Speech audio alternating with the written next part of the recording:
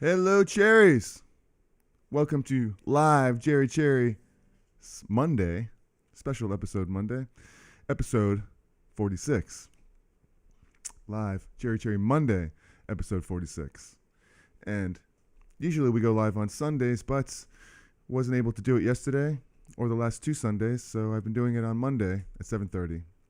But next week we'll be back to Sunday at 11 a.m.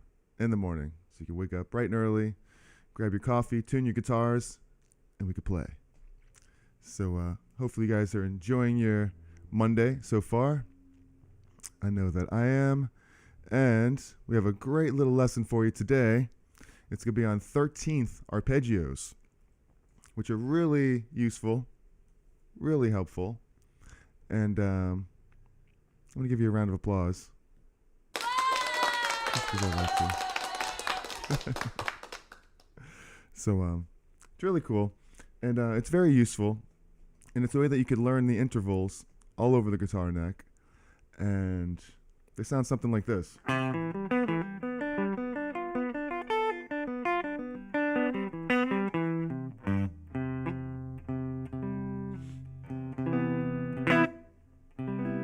right.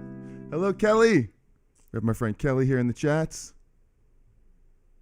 Hello, Kel. Give you a round of applause for hanging out with me. All right. Thanks, Kelly. So we have a great lesson today on 13th Arpeggios, Kelly. And it's very useful because we have 7 chords in every key. So we're going to work on key of C today. Just like this, everyone knows the C chord. Right? Well, in that key of C, you have 7 chords. You have C, the major 7, D,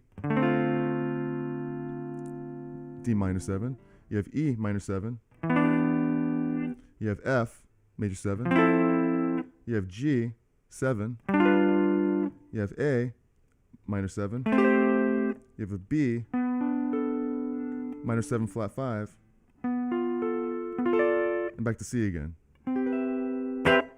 So each one of those chords represents all the chords in one key. And you could play a 13th arpeggio for every one of those chords. And they're really useful in kind of showing you the degrees that each chord in each key has. So before I get to the next part of that, I just want to say hello to Kelly here in the live chat. If you want to fast forward right to the lesson, you could. I'll put a timestamp in the description. All right, so Kelly, how's your week going so far? Hopefully it's going great. And I know it just started. It's only Monday. So, all is good in the hood. And, the reason I couldn't go live yesterday is because I was in Reno, Nevada, playing a gig with a tribute band called Abacadabra. It's a great ABBA band. Check them out if you can. And we played in the mountains and on the hills, and not in the mountains, but overlooking the mountains, and really is beautiful out there. So yeah, so far so good, Kel. All right, well, it's early yet. That's a good start. So I learned these arpeggios when I took my first guitar lessons. Well, not really my first lesson. I was 12, and I learned a few Van Halen songs. But my first music theory lessons when I was 17, and my teacher showed me this really great arpeggio exercise, and they were 13th arpeggios, and they're something like this. Because you have, the C major scale. So you have an arpeggio for every one of those degrees. And they're like this. Start again, hold on.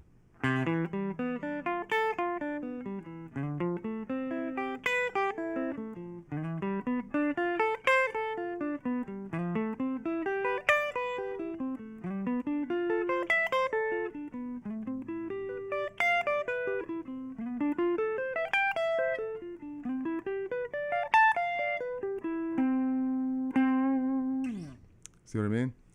See, basically, each chord has a 13th chord built around it.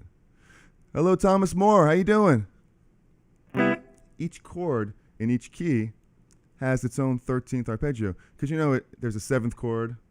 So starting with C, you know, you have a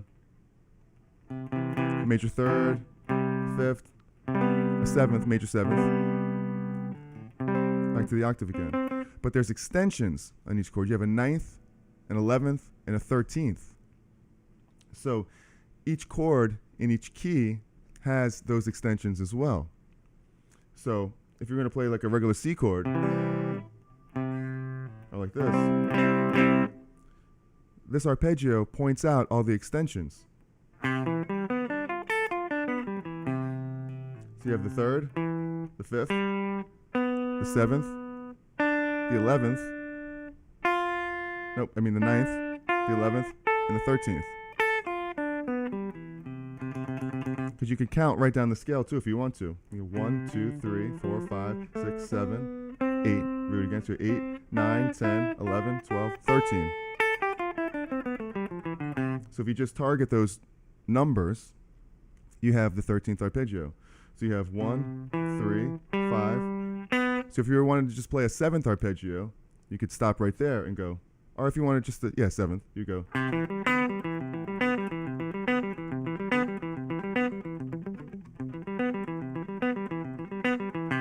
Right? You could play a 9th arpeggio and just stop right there. There's the 9th, which is the D note over a C. Right? It would sound like this.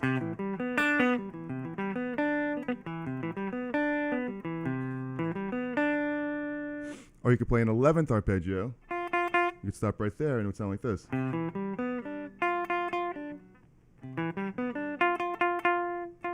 It's an 11th because it's really 4 notes over the C. 1, 2, 3, 4.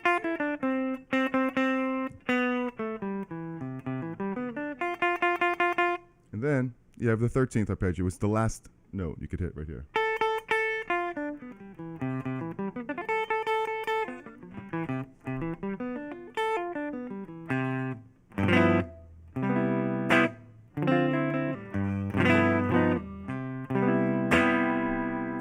So it's very useful. You could see 13th, my favorite number. 13th, your favorite number? Okay.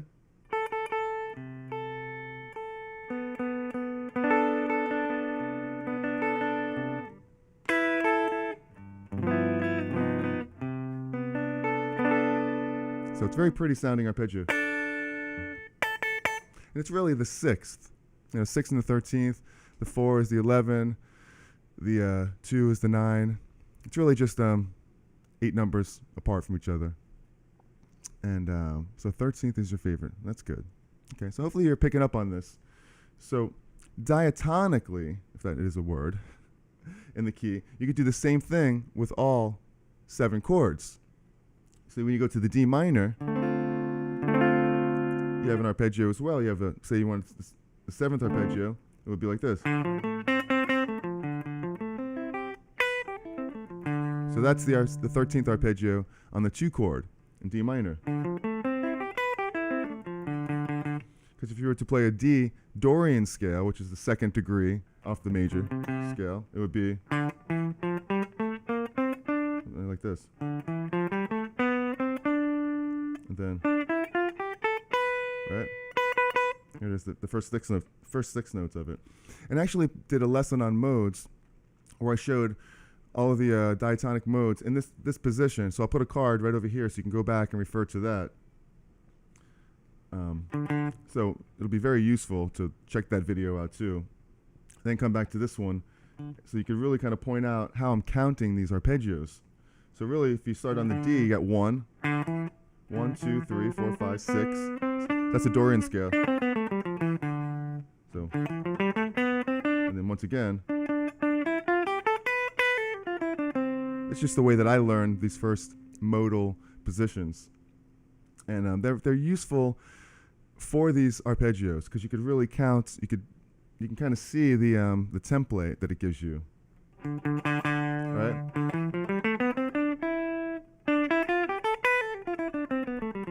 So those are the 1, 2, 3, 4, 5, 6, 7, 8, and then 2, or 8, 9, 10, 11, 12, 13. 13, 12, 11, 10, 9, 8, 7, 6, 5, 4, 3, 2, 1. So it would sound like this. That's a Dorian 13th arpeggio. Are you playing the 13th arpeggio just starting on D, or is it a D minor 7 arpeggio? Actually, it's a D minor 7 arpeggio, but it's actually a D minor 7 13th arpeggio, because just a D minor 7 arpeggio would be this. I would stop on the D minor 7. But I'm using extensions, so I'm going up to the 9th, the 11th, and the 13th. So I'm not stopping there. I'm kind of going, here's the 7th, here's the 9th, here's the 11th, here's the 13th.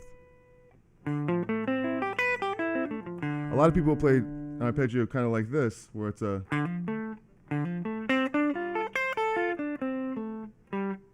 or D minor, it would sound like this. So that's just a D minor 7th arpeggio, or like this one.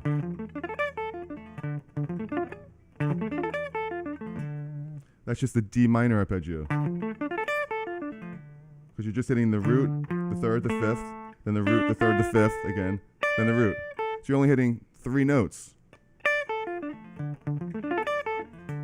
But here, you're hitting 1, 2, 3, 4, 1, 2, 3, wait, 1, 2, 3, 4, 5, 6, 7. You're actually hitting 7 notes. You're hitting every note of the scale, basically. Because in an arpeggio, you're playing the root, the 3rd, and the 5th, and the 7th. And then really the 9th, the 11th, and the 12th are the same thing as the 2nd, the 4th, and the 6th. So essentially you're playing all 7 notes of the scale. But you're playing them in increments of, you're skipping a note each time. So the second half of this arpeggio is really the second, starting on the 2nd note degree of the chord. So you're basically in the 13th arpeggio, you're hitting every note in that scale. But what's useful about this as well is that it's more of a Dorian type, because you're hitting notes that are represented in the 2 chord of the key. And you'll understand what I'm saying when I get to the 6th, which would be the A. So A minor is the 6th chord in C, right? It's relative minor. But if I was to play the arpeggio up here, it would sound like this.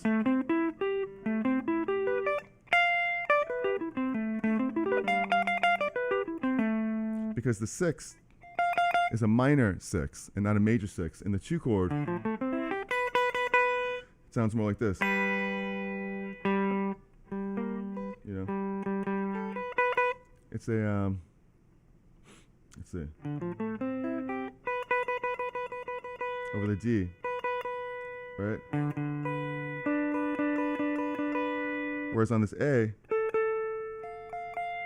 it's more of it's a minor 6th. So it's here's the 7th, the 9th, the 11th. And you have this, the 13th, which is the minor 13th. Because there's an F note in the key of A minor. So you have that.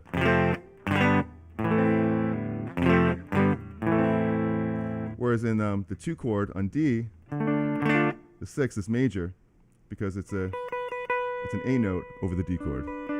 It sounds complicated, but if you just know all the notes in the diatonic key, then you'll get it. So, moving up to the 3rd chord, E, C, D, E, it's an E minor chord, E minor 7. But it's actually, the 9th is a flat 9, because it's an F.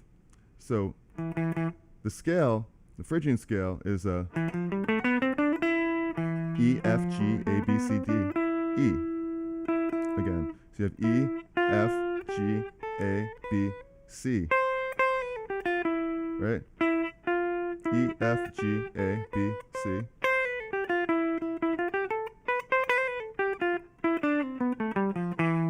So the arpeggio sounds like this.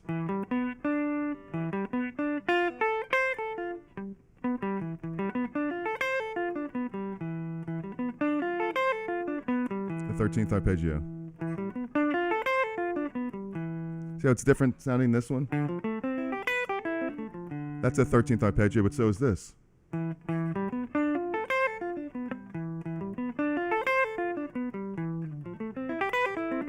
Back to the 1.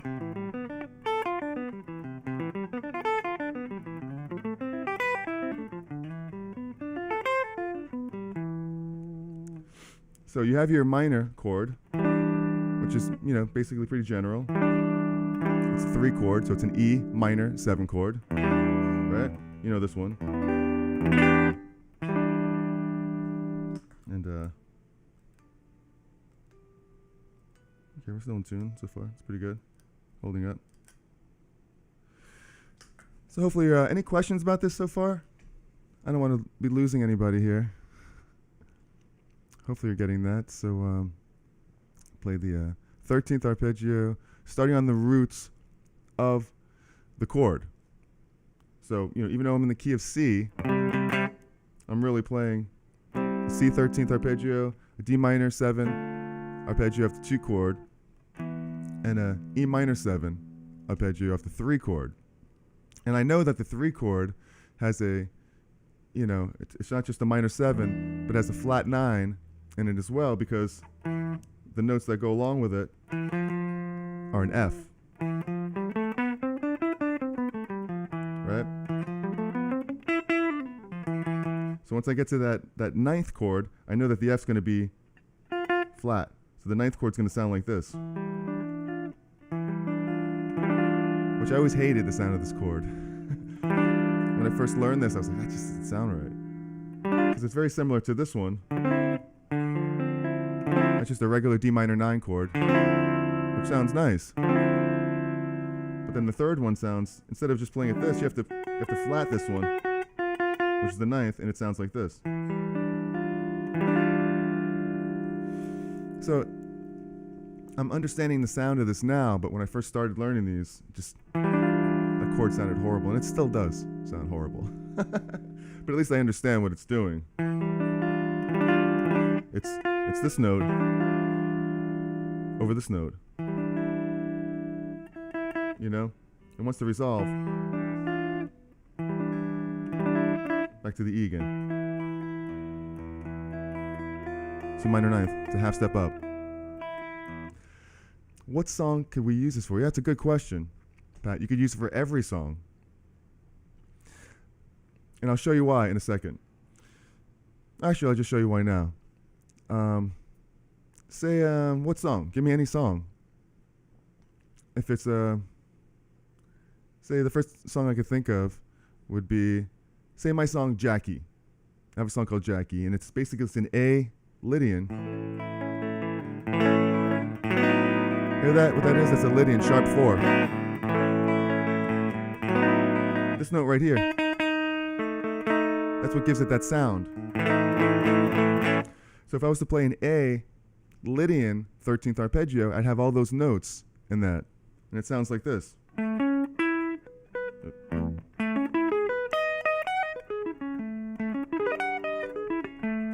So here's that sharp 13. Sharp 11. And you're just counting up. 1. Here's the 3rd, the 5th, major 7th, the 9th, sharp 11. Hear that? So if we went back to C, the 4th, and the next one I was going to get to is the a Lydian, the 4th, and has the sharp 11th. So once you know all these 13th arpeggios in every key, then you know that every one of these chords has its own unique set of intervals. So you would know, like if you learned them all in C, because basically they're all the white notes of the piano, so you can understand there's no sharps or flats. So if I was in C, it would be an F 13th arpeggio, and it sounds like this.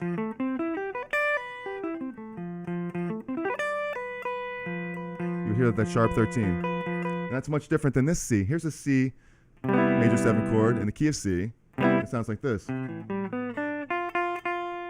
here's the regular 11th. And here's the same chord, but it's an F7 chord, major 7. Here's the 13th arpeggio. So it's much different than this one.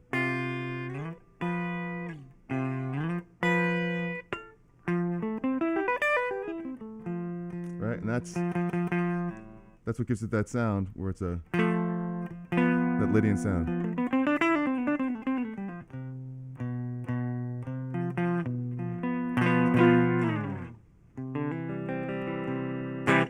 Okay, so we're on that chord. We're on the 4 chord, right? F. If you were playing just that mode, that Lydian, it would sound like this. Right there.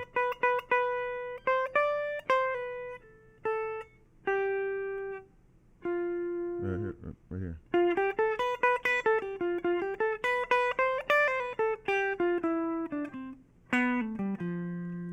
So if you count it up, the scale, you have the 1, the 3, the 5, the 7. It's an F, major 7th arpeggio. The 9th would be. So this, when you start with the 9, now you're just kind of going the second. It would be like the 2nd degree again. So you have. Then you have the 11th, 9, 10, 11. That's the sharp 11. And 13th, the regular 13th.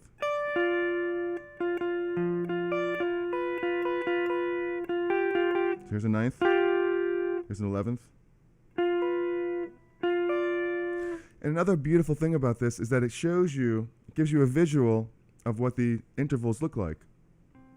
So going back to C major, if you look at this chord, regular C major 7 chord, or this one, C major 7 9 chord, you see the intervals. You see that you have the major thirds right here. You see that you have, it's always going to be a major 7th going up, skipping a string and going up 1 fret. It's always going to be a major 7th. This, it's always going to be the 9th note. This is always going to be the 11th.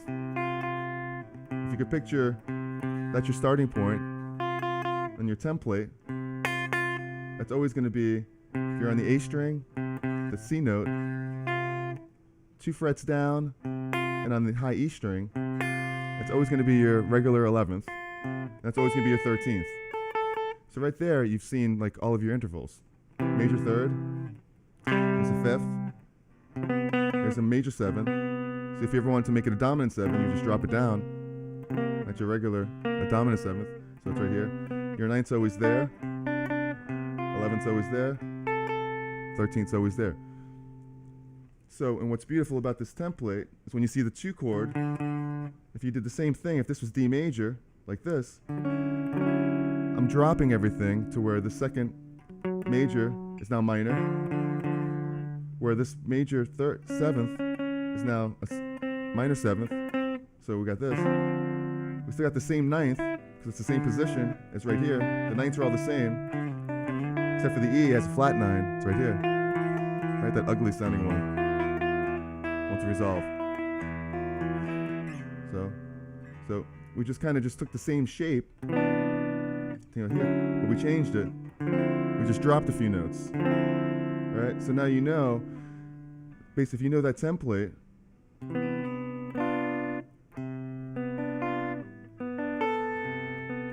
you know how to build any chord that way. So I think it's very helpful. So going back up to here, we have a couple more left. So hopefully you're getting this. If you have any questions about it, please let me know. So far, I don't want to lose you here. I know it's a little tricky if you don't really kind of do this stuff all the time, or if you never learned it before. So now going up to the 5 chord, 1, 2, 3, 4, 5.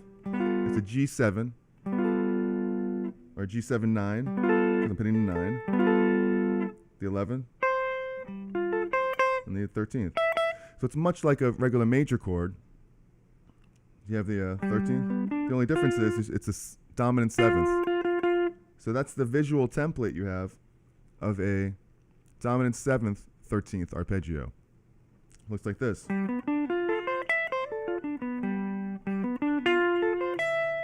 See what I'm doing? I'm going right down the template here. It's like root, 3rd, 5th, 7th, 9th, because you know that the 9th is always going to be on the B string, parallel with your finger here. Here's the root note, the G, and here's the 9th. Why? Because here's the 1st. It's an octave.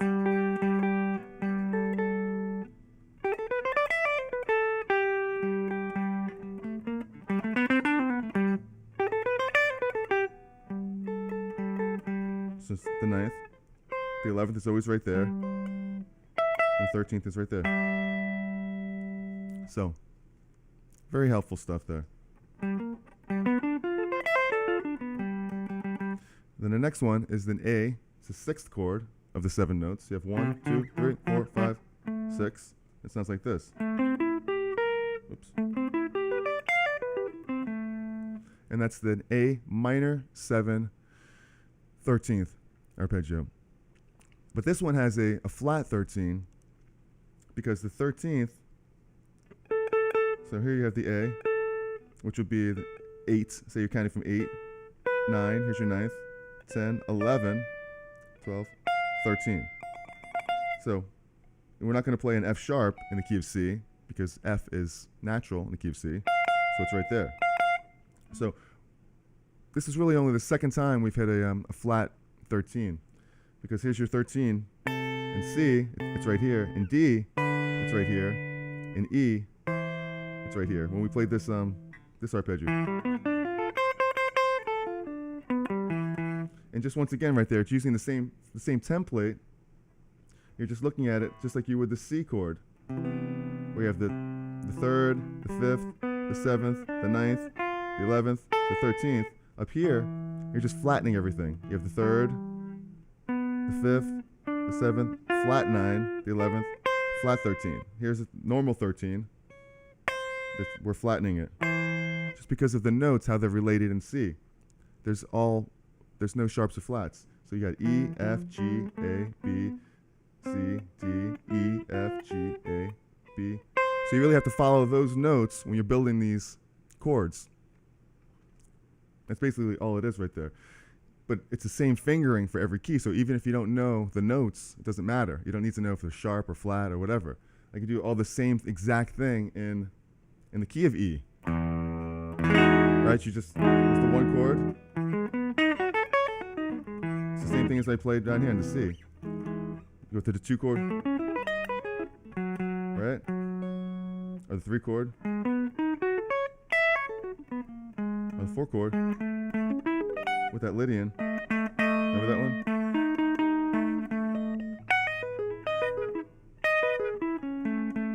Back to E again. So you don't even need to know that there's, 3 sharps in that key. That doesn't even matter. So, okay, so we went to the A. We had that flat 13 here. That's the only difference between this Dorian, D Dorian, and this A, Aeolian, you would call it, 13, is that instead of hitting, which that would be a Dorian, which is a natural 13, it would be it's an Aeolian, the 6th degree of the scale, and it's a flat 13.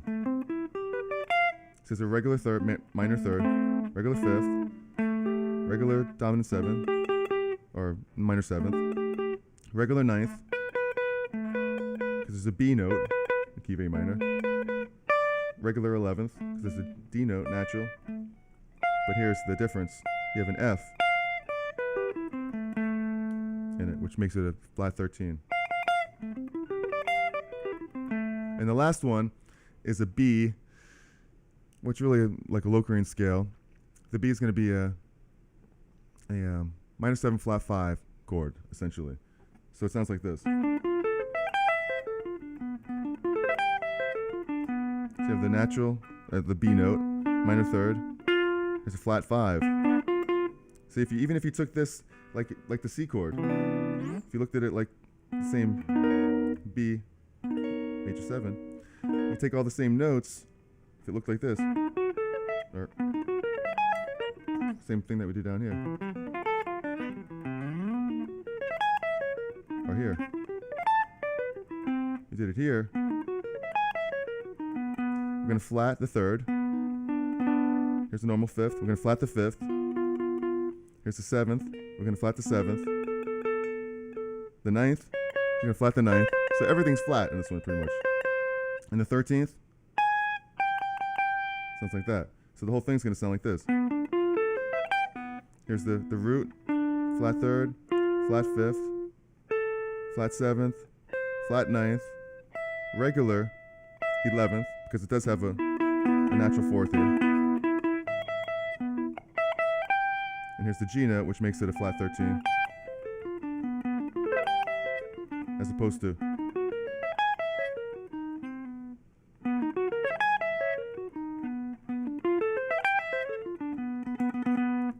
and then back to C again.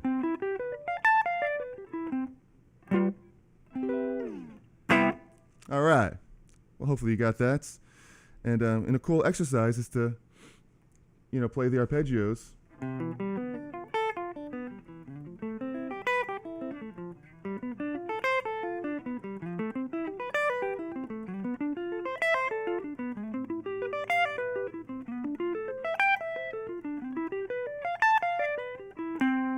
Diatonically, right up the notes. Or you could play them in increments of 4. And this sounds pretty cool too, starting on the root, then the 3rd, then the 5th, starting on the 7th, and then going back down.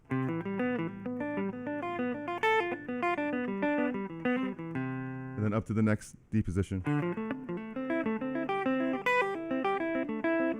And back to the E position. Oops. And the 4th position. 5th position. 6th position.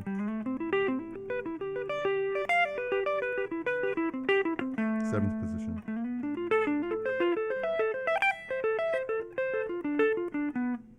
Back to the root. So I really love the way that sounds. I'll do it one more time right here. Let's go try to be as smooth as I can. The first one.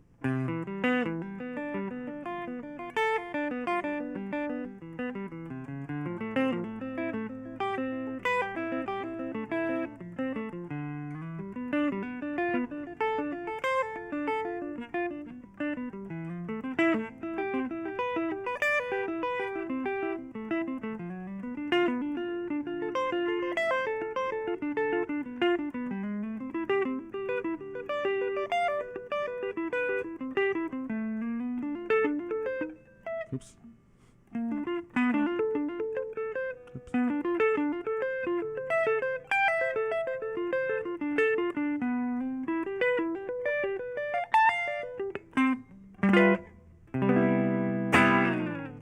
All right. Let's see. Rory, how are you doing? I'm doing all right. Just playing some 13th arpeggios here, which are very useful, and learning the all the notes in the diatonic key here of C, and you could translate this to any key. So, thought I learned this when I was 17 years old, and it's been very useful for me in kind of picturing these intervals, because they're all basically in the same, the same template. You're just kind of shifting it over like a half step or a whole step. So I found it really, really useful to learn these arpeggios.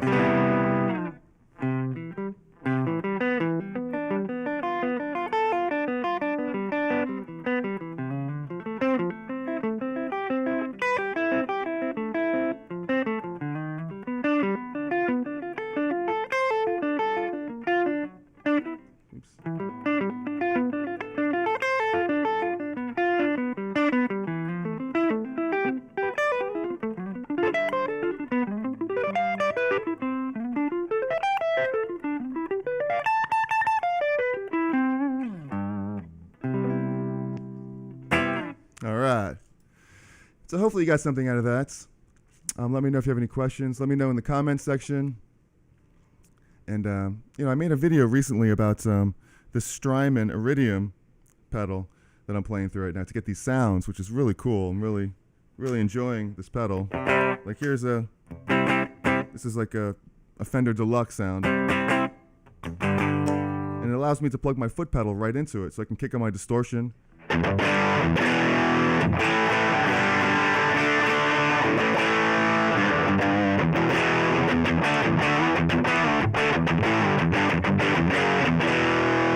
Right, even my blues, hot tone blues.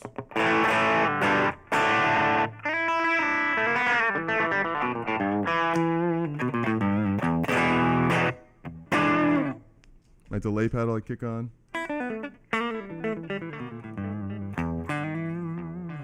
So it's a really great pedal. I made a video of that.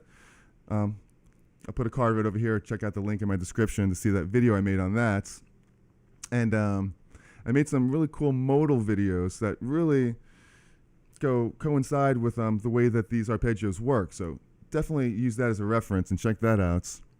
And thanks for hanging out with me, guys. And so let's see, I'm fine. Thank you for your videos and streams. Well, thank you, Roy, for hanging out with me for a little bit here today on Monday. Like I was saying, I usually do this on Sundays at 11, but the last 3 Sundays I've been out of town playing gigs. But I think I'm back to normal Sundays here. So, I also go live on Facebook every Thursday night at 7:30 at Facebook/JerryCherryBand. And I do like some covers and originals. So that's always a good time. We have a great crowd of people there that really bring some great vibes. So come hang out. Here's some of my original music and some fun covers. I take requests. And I was like, be here all week, right? And so that's cool. Well, thank you for the good words. Thank you, Rory and Patrick and Kelly and Thomas for the great questions and everything. And it's all cool. I really appreciate it. If there's anything that you want me to teach, any songs, any guitar solos, because I do guitar solos too on this channel, where I'll break down like classic rock guitar solos. If there's anything you have in mind, let me know in the comment section. I would love to know. That's really, really cool. And what else did I want to say? And most importantly, if there's something on this lesson that you just didn't quite understand, just please let me know. I'd love to try to clear that up for you as much as I can. And, it's a really great lesson because you can really build all of your chords this way, 13th chords for every chord imaginable. So really, not every imaginable, there's a lot of other ones, but as far as diatonic keys go, it really just shows you how to build 7th chords for every chord. Major, minor, minor 7, flat 5. And so it gives you all those intervals and all those 9th chords, flat 9, 11th, sharp 11, 13th, flat 13 chords. I mean, this one lesson alone shows you, 4 different types of chords for a major or minor. So that will definitely come in handy if you're trying to learn how to play different chords, play different, learning how to harmonize your riffs, which is really cool. So you could you could harmonize your leads, like Leonard Skinner, and all that good stuff. So anyway, thanks for hanging out with me. I'll see you on Thursday. And check out my friend Kelly's page. She has a great page on Facebook. She goes live every Tuesday and Thursday at 7 o'clock on Facebook/Kelly's Music Corner. And that's really great. She does a live stream every Tuesday and Thursday, 7 o'clock. Her dad does a live stream too at 6 o'clock on Saturdays on her same page, Kelly's Music Corner. And she's awesome. She's a great singer. On her page, she does Kelly's bedtime stories and lullabies. And she tells some really cool stories and then sings a few songs. So it's really a good time. I'm there every Tuesday.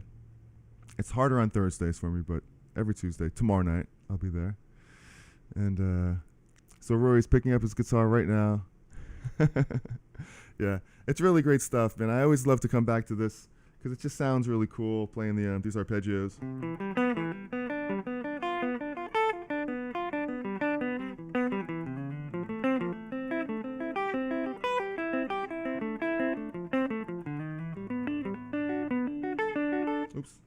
try this again.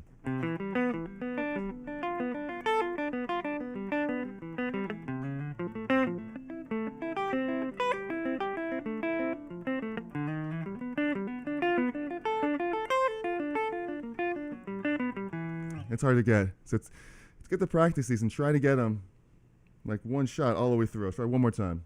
Let's try see if we can do this.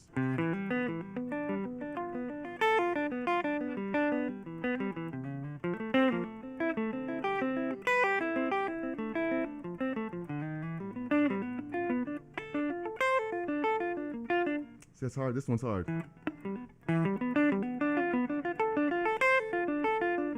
Oops.